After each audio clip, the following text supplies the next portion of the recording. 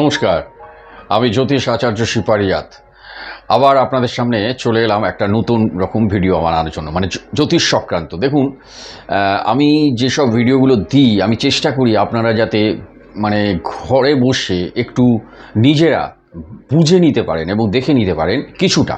দেখুন, আমি বলছি না আপনি পুরো দেখে, তাহলে তো প্রত্যেকে তাহলে অ্যাস্ট্রোলজির প্রয়োজন হয়। আমি অ্যাস্ট্রোলজি পড়াশোনা করতে আমি 3 বছরে আমি কোর্স করেছি। অনেক 3 বছর শুধু কোর্স না, আমি পড়ছি 15 বছর ধরে। যাই হোক, কিন্তু কোর্সটা হয়তো করেছি 3 বছরের। কিন্তু অ্যাস্ট্রোলজি ঘরে বসে আপনাদের চারপাশে এখন এত প্রবলেম মানুষের, তো যদি কেউ প্রত্যেকেই দেখুন এখন এইগুলোর সম্বন্ধে অনেকে সচেতন।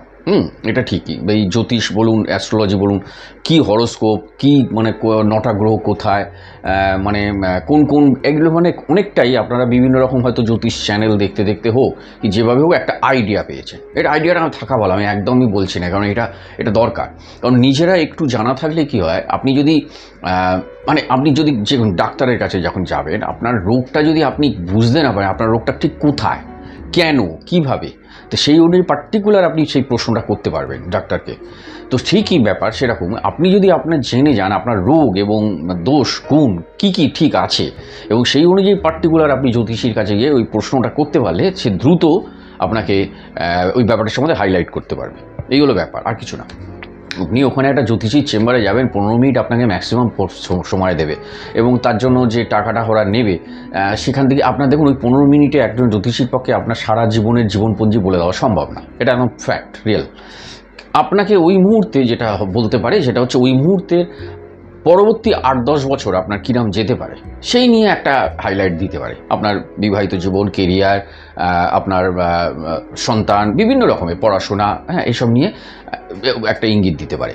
কিন্তু ওই 10-15 মিনিটের ওই স্প্যানে আপনার টোটাল লাইফ স্প্যান বলা কোনো জ্যোতিষীর পক্ষেই সম্ভব না। এটা ঠিক কথাই, কারণ ওটা একটা বিশাল ওটা প্রচুর পড়াশোনা আছে এবং সেটা যদি আপনাকে টোটাল ডিটেলস বলতে হয় তো আপনাকে একদিন পড়ে থাকতে হবে তার জন্য, মানে ওই আপনার ওই ছকটাকে নিয়ে।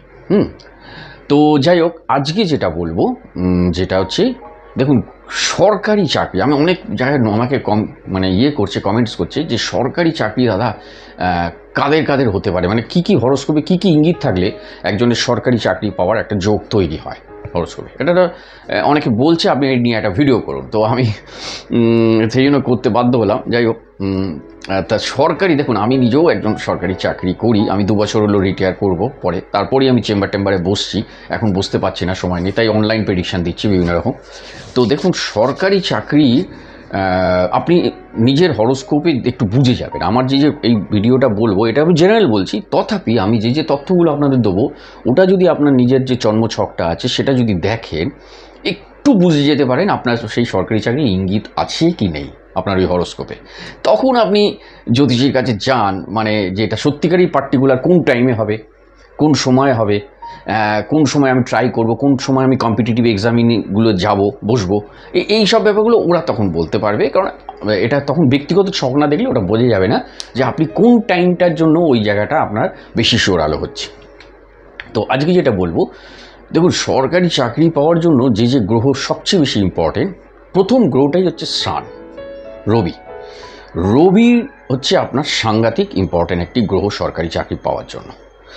এবার রবি আপনাকে, এর পরের যে গ্রহটি আছে সেটা হচ্ছে শনি আপনাকে কিন্তু দেবে ডিসিপ্লিন। সে আপনাকে একটা ডিসিপ্লিনে যে কোনো কাজ করার জন্য, যে পড়াশোনা বলুন এ করুন, আপনাকে সে শনি দেবে ডিসিপ্লিন। এবং ওই ডিসিপ্লিন অনুযায়ী আপনি প্রতিদিন যে কাজগুলো মানে লড়াই, সে পড়াশোনা বলুন কি একটা কম্পিটিটিভ এক্সামিনে বসার জন্য 1বার ফেল হলেন, 2বার ফেল হলেন, 4বার ফেল হলেন, 5বার ফেল, আপনি তাও বসছেন, এই জায়গাগুলো আপনাকে শনি, রাহু, মঙ্গল এরা করাবে। কারণ এখানে আবার আমি বলে দিচ্ছি 6 নম্বর ঘরকে, আমি পরে আসছি, 6 নম্বর ঘরে হচ্ছে ভেরি ইম্পর্টেন্ট। এবার আসছে বৃহস্পতি। দেখুন বৃহস্পতি আপনার হচ্ছে অরিজিনাল জ্ঞানটা দেবে, বুদ্ধি দেবে। এবং বৃহস্পতির পজিশানটা সত্যি ভালো থাকলে আপনার জন্মছকে, তাহলে কিন্তু আপনি হায়ার অথরিটি বা আপনার যারা উপরে আছে, উপর কর্তৃপক্ষ, তারা আপনাকে ভালোবাসবে। আপনি যে কথাটা বলবেন সে কথার মধ্যে একটা গুরুত্ব পাবে, হায়ার অথরিটি থেকে সম্মান পাবেন বৃহস্পতি যদি আপনার ভালো থাকে। এবার আসছে মঙ্গল আপনাকে দেবে সাহস, কম্পিটিশানে, বিভিন্ন রকম কম্পিটিটিভ এক্সামিনে বসার এবং ইন্টারভিউ। এখন আপনি ইন্টারভিউ ঘরে ঢুকলেন, তখন আপনার মঙ্গল এবং রাহু আপনাকে যদি স্ট্রং থাকে, তাহলে কিন্তু আপনাকে সে বোল্ডলি আপনি বলবেন এবং স্মার্টলি বলবেন, কোনো ভয় ডর পাবেন না, নার্ভাস হবেন না ওই ঘরে গিয়ে, ইন্টারভিউ ঘরে গিয়ে। এরপর মঙ্গল, এরপর আসছে বুধ। বুধ আপনাকে দেবে ইন্টেলিজেন্স এবং কমিউনিকেশন। বুধ আপনাকে সেই বুধ যদি আপনার ভালো থাকে, বুধ কমিউনিকেটিং দিয়ে যাবে আপনার, মানে আপনি কোন জায়গায় আপনি হঠাৎ করে একটা বিজ্ঞাপন হয়তো চোখে পড়ে গেলে, বা আপনি একটা নেট খুলতে এমন একটা জিনিস চোখে পড়ে, এগুলো আপনাকে যদি আপনার থাকে, আপনাকে আপনার ওয়ালে, আপনার মোবাইল স্ক্রিনের ওয়ালে ওইটা হাইলাইট হয়ে যাবে। বুধ আপনাকে ওইটাই সাপোর্ট দেবে, দেখবেন ওখান থেকে আপনার ক্লিক করে গেল বুধ। আর কিছুটা হচ্ছে রাহু। এই রাহুও কিন্তু সরকারি চাকরি দেওয়ার জন্য একটা, যদি সে ভালো পজিশানে থাকে, সে এবার কী পজিশানে সেগুলো আমি আসছি এবার। তো এই হচ্ছে এই কটা গ্রহ, মানে রবি, শনি, বৃহস্পতি, বুধ এবং রাহু, এরা হচ্ছে আপনার সরকারি চাকরি পাইয়ে দেওয়ার জন্য এদের ভূমিকা হরোস্কোপে স্ট্রং পজিশানে থাকতে হয়। বিশেষ করে সবচেয়ে বেশি স্ট্রং রবি, সান, এদের মধ্যে। এইবার বলি, দেখুন কোন কোন যোগা, বিভিন্ন রকম যোগা আছে, সেই যোগাগুলো হরোস্কোপে আপনি দেখে নিতে পারেন।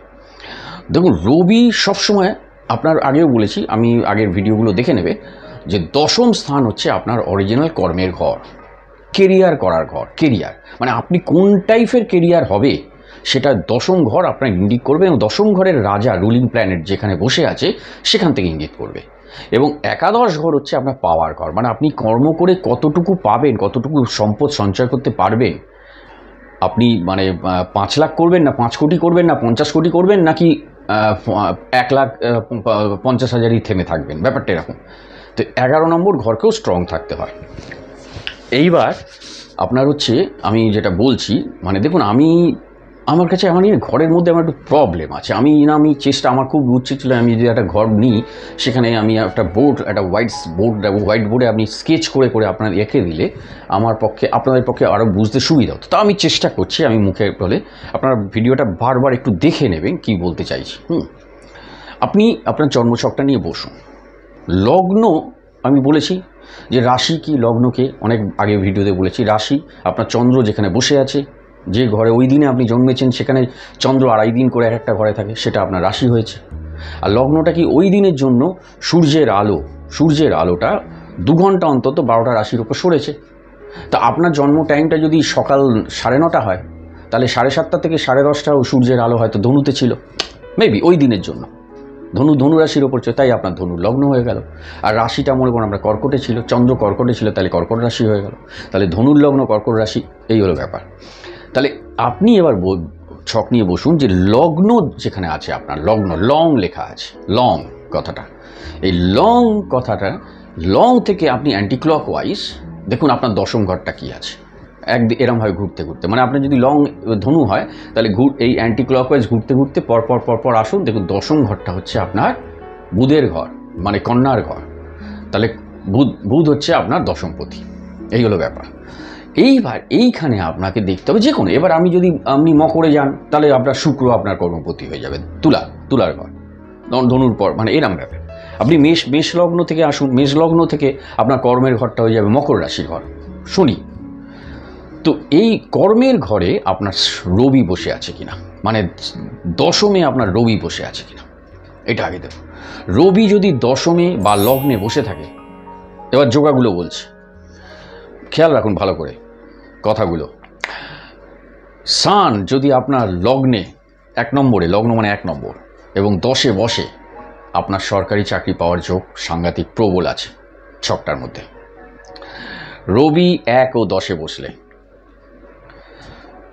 এবার হচ্ছে শনি যদি আপনার দশমে বসে, স্যাটার্ন, সে যে ঘরেই বসুক, আপনার লগ্ন থেকে দশম ঘরটায় ইঙ্গিত করছে, তাহলেও কিন্তু আপনার সরকারি চাকরি হওয়ার যোগ আছে। উইথ যেটা আছে সেটা হচ্ছে আপনি জুডিশিয়ারি, আপনি বিচারক হয়ে যেতে পারেন, জাজ হয়ে যেতে পারেন, উকিল, বড় বিখ্যাত উকিল হতে পারে। কারণ শনি যখন আপনার দশমে থাকবে, শনি না জানেন তো শাস্তি দেয়, ন্যায়দণ্ড, মানে আপনি ন্যায়ের জন্য দাঁড়িয়ে সে পাপ কাজ যিনি করছেন বা খারাপ কাজকে তাকে শাস্তি দেওয়ার অধিকার থাকে শনি দেয়। তাই দশমে যার শনি নিয়ে জন্মাচ্ছে, সে কিন্তু বিরাট বড় বিচারক হয়ে খারাপ কাজ যারা করছে তাদেরকে শাস্তি দেওয়ার কলম লিখতে পারে।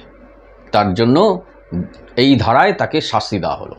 তাই শনি যখন তার দশমে থাকে, বৃহস্পতি যখন তার অ্যাকচুয়ালি এগুলো হচ্ছে বলছি বৃহস্পতিও দশমে থাকলেও কিন্তু তাকে সরকারি চাকরি দিয়ে দিতে পারে, কিন্তু যতটা রবি আর শনি পারবে বৃহস্পতি অতটা পারবে না। বৃহস্পতির পোস্টটা পরে আসছি। এরপরে আপনাকে দেখতে হবে আপনার রাহু, মনে করুন রাহু এবং মঙ্গল, মঙ্গল, এবার আসি মঙ্গল যখন দশমে থাকছে তখনও কিন্তু আপনাকে সরকারি চাকরি দেবে। সেটা অবশ্য প্রতিরক্ষা, পুলিশ, আর্মি, সেনা বিভাগ, মানে এই সব জায়গায় মঙ্গল কর্ম করা যায় দশমে যখন মঙ্গল থাকছে। 10th হাউসে আপনার মঙ্গল ইঙ্গিত করছে, 9 10th লর্ড দশমপতি আর 9 দশমে মঙ্গল আছে, যে কোনো ঘরে থাকুক। সেটা আরও পারমিউটেশন কম্বিনেশন পুরো দেখতে হয়, পুরো ছকটা। ব্যক্তিগত ছক তো আমি জানি না, ব্যক্তিগত ছক না দেখলে এগুলো বলা যাবে না টোটাল, কিন্তু একটু বুঝতে পারবেন যে আপনার যদি দশমে মঙ্গল বা দশমে রবি বা দশমে শনি, তাহলে কিন্তু আপনার একটা ইঙ্গিত আছে। এবার আপনি বিশেষজ্ঞ জ্যোতিষীর কাছে গিয়ে আলোচনা করুন।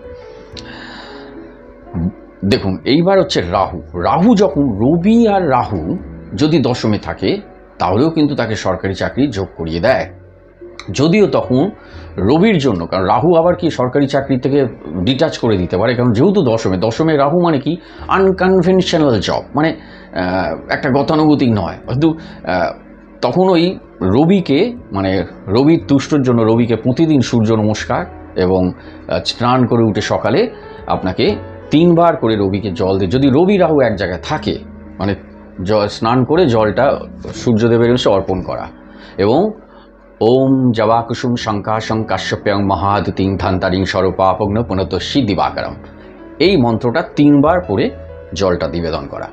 আমি আবার বলছি, ওম জবাকুসুম শঙ্কাশং কাশ্যপ্যং মহাদুতিং ধান্তারিং স্বরূপাপগ্ন পুনতস্যি দিবাকরম, এই মন্ত্রটি 3 বার করে জল অর্পণ করা সূর্যদেবের উদ্দেশ্যে। এটা হচ্ছে মানে আপনার রবি রাহু যখন একসাথে কম্বিনেশন হয়ে বসে আছে সেখানে। এমনিও এই যে মন্ত্রটা সকলেই পড়তে পারে, খুবই ভালো, এটা সূর্যদেব খুশি হয় এতে, কিন্তু রবি রাহু থাকলে তাকে কিন্তু এটা করে যেতে হবে, যদি কম্বিনেশন দশম ইন্ডিকেট করছে।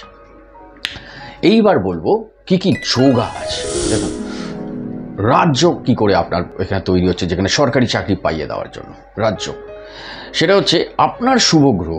আপনি দেখুন আপনার শুভ গ্রহরা 1 4 7 10-এ বসে আছে না 1 5 9 এই টিমে বসে আছে। আমি আগে অনেক ভিডিওতে বলেছি 1 4 7 10 কি, 1 4 7 10 হচ্ছে কেন্দ্র, যেটাকে বলে বিষ্ণু স্থান, আর 1 5 9 হচ্ছে লক্ষ্মী স্থান, যেটাকে বলা হয় কোণা। তাহলে 1 5 9 লক্ষ্মী স্থান আর 1 4 7 10 হচ্ছে বিষ্ণু স্থান, যেটা কেন্দ্র বলে। এই শুভ গ্রহগুলো আপনার এই 1 4 7 10-এ বসে আছে না 1 5 9-এ বসে আছে, তাহলে ভাববেন ওয়ান টাইপ অফ রাজযোগা আপনার হয়ে আছে। তার সাথে যদি রবি দশমে থাকে মানে আরও স্ট্রং। কীভাবে সেটা দেখুন, শুভ গ্রহ কি, শুভ গ্রহ হচ্ছে আপনার বুধ, বৃহস্পতি, শুক্র এবং চন্দ্র, এই 4টি শুভ গ্রহ আছে। রবি কিন্তু শুভ গ্রহ নয়, রবি অশুভ গ্রহ নয়। রবি শুভর সাথে বসে থাকলে শুভ ফল, অশুভর সাথে বসে থাকলে অশুভ ফল, এইরকম আরও ব্যাপার আছে। কিন্তু শনি, মঙ্গল, রাহু, কেতু এরা অশুভ, এরা বেশিরভাগই অশুভ ফল দেয়, কিন্তু মাঝে যখন এরা শুভ ফল দেয় তো রাজযোগেরও বাবা হয়ে ফল দেয়, মানে বিশাল ব্যাপার। সেটা পরে বলছি কি কখন এরা সাংঘাতিকভাবে রাজযোগের কারণ, মানে রাজার মতো ফল দিতে শুরু করে অশুভ গ্রহ হয়েও। তো তার মানে শুভ গ্রহ এই বুধ, বৃহস্পতি, শুক্র এবং চন্দ্র, এরা 1 4 7 10-এ বা 1 5 9-এ বসে আছে কিনা লগ্ন থেকে, তাহলে কিন্তু একটা রাজযোগ হয়ে আছে আপনার ওখানে। সাপোজ এবার এটা গেল ওয়ান টাইপ অফ রাজ্য, আর একটা আছে ধর্মাধিপতি রাজ্য, ধর্মাধিপতি যোগা। ধর্মাধিপতি কি না, আপনার নবমপতি ভাগ্য এবং দশমপতি একসাথে কোনো কম্বিনেশন করে এই 1 4 7 10-এ 9 1 5 9 টিমে বসে আছে। আপনার নবমপতি যিনি লগ্ন থেকে এবং দশমপতি, সে 1 4 7 10-এ আর 9 1 5 9 বসে আছে। এটা ওয়ান টাইপ অফ রাজ্য, ওয়ান টাইপ অফ ধর্মাধিপতা যোগা। এটা মানে এগুলো হচ্ছে কি আপনার সরকারি চাকরি পাইয়ে দেওয়ার জন্য স্ট্রং ছকটা হচ্ছে মানে শুধু একটা ছকেই হয় না, মানে একটা কম্বিনেশনই হয় না, অনেকগুলো কম্বিনেশন যদি একসাথে ফ্যাক্টর কাজ করে তাহলে সেটা শক্তিশালী হয়ে যায়। এইবার হচ্ছে আপনাকে যেটা বলবো যে ষষ্ঠ স্থান, এবার মানে বলছি লগ্ন, আপনাকে 1 নম্বর ঘরকে কিন্তু স্ট্রং, এবার ঘর নিয়ে আসছি, লগ্নকে কিন্তু স্ট্রং হতেই হবে 1 নম্বর ঘরটাকে, এটা কিন্তু একটা মাথায় রাখবেন। 1 নম্বর ঘরকে স্ট্রং থাকলে আরও বেশি ইজি হয়। লগ্নপতি যদি একটু 6, 8, 12-তে ঢুকে যায় তাহলে একটু সমস্যা। সে যদি শক্তিশালী হয়ে থাকে সেটা আলাদা ব্যাপার। মনে করুন সাপোজ কারোর ধনুর লগ্নের রুলিং প্ল্যানেট বৃহস্পতি, সে গিয়ে অষ্টমে বসলো, অষ্টমে মানে কর্কটের ঘরে, কিন্তু ওইখানে বৃহস্পতি আবার স্ট্রং, শক্তিশালী, এক্সলটেড, তাই ওই ড্যামেজটা একটু কন্ট্রোল হয়ে গেল।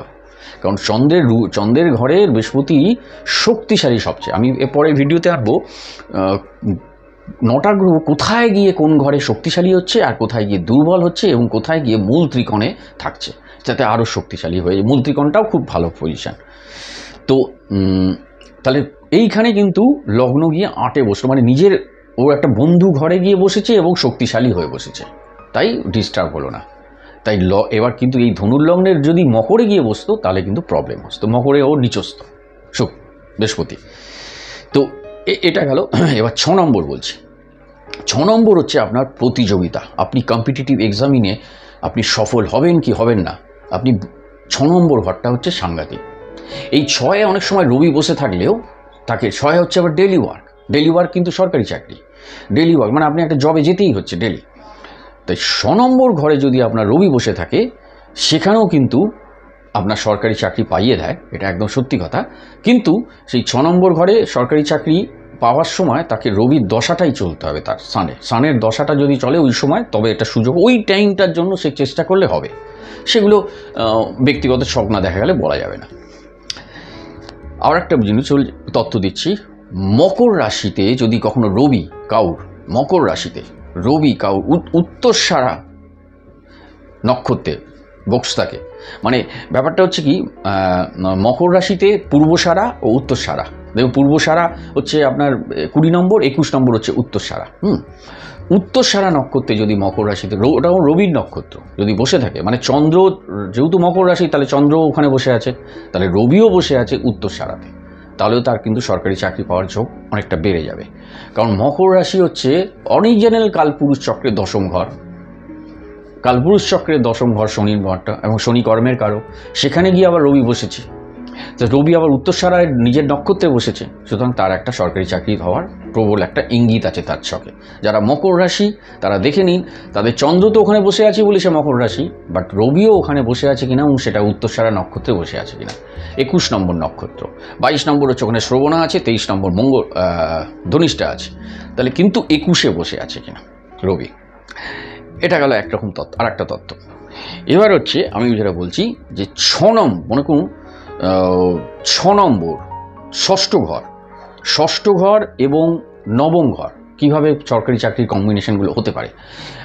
6ষ্ঠ ও 9ম, মনে করুন সাপোজ ধনুর লগ্নের পক্ষে 6ষ্ঠ ঘর শুক্র, বৃষ রাশির ঘর অ্যান্টি ক্লকওয়াইজ, আবার তুলা রাশির ঘর 11 11, মানে 6ষ্ঠ আর 11 ধনুর লগ্নের শুক্র হচ্ছে এই ঘরগুলো রিপ্রেজেন্ট করছে। তাহলে 6ষ্ঠ ঘর এবং 9ম ঘর কিন্তু ধনুর লগ্নের পক্ষে সান রবি, তাই ধনুর লগ্নের রবি এনি প্লেসে বসে থাকলে ফাটাফাটি আপনাকে ছাড়খাড় করে দেবে। যারা ধনুর লগ্নের রবিকে স্ট্রং জায়গায় পেয়েছে না, এনি প্লেসে রবি ভালো ফল দেয়, আর যে কোনো প্লেসেই রবি ভালো ফল দেয়, এটাই হচ্ছে ব্যাপার। কিন্তু ধনুর লগ্নের পক্ষে রবি তুলা রাশিতে গিয়ে নিচস্থ হচ্ছে, মাথায় রাখুন এই কথাগুলো ইন্ডিকেট করছে।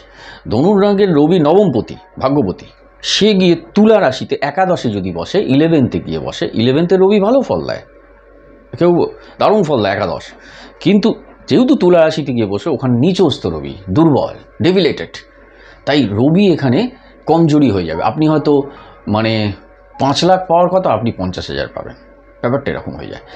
কিন্তু এটা ক্যান্সেল হবে কখন? যখন শুক্র, যেই ওই তুলা রাশির শুক্র মালিক, ওইখানেই বসে আছে। যদি রবি আর শুক্র একসাথে তুলা রাশিতে বসলো তাহলে কিন্তু নিজভঙ্গ রাজ্য হয়ে গেল। কথাগুলো মাথায় রাখবেন। এই নিজভঙ্গ রাজ্য কথাটা অনেক জ্যোতিষীর কাছে হয়তো শুনেছেন। নিজভঙ্গ রাজ্য যখন ওই ঘরের মালিক, ওই ঘরেরই মালিকের সাথে ওই নিচস্থ প্ল্যানেটটি বসে আছে, তখন ওটা আর নিচু ফল দেবে না, ওটাকে নিজভঙ্গ রাজ্য হয়ে যাবে। তাই এখানে কাদের সরকারি চাকরি হয়ে যেতে পারে? ধনুর লগ্নের পক্ষে যদি ষষ্ঠপতি এবং 9মপতি একসাথে 11-এ বসেছে, তাহলেও কিন্তু তার সরকারি চাকরির ঝোঁক প্রবল হয়ে আছে। কারণ 6ষ্ঠ হচ্ছে ডেইলি ওয়ার্কের ঘর, সে একাদশের নিজের ঘরে এবং তার সাথে রবি নবমপতি বসে আছে একসাথে।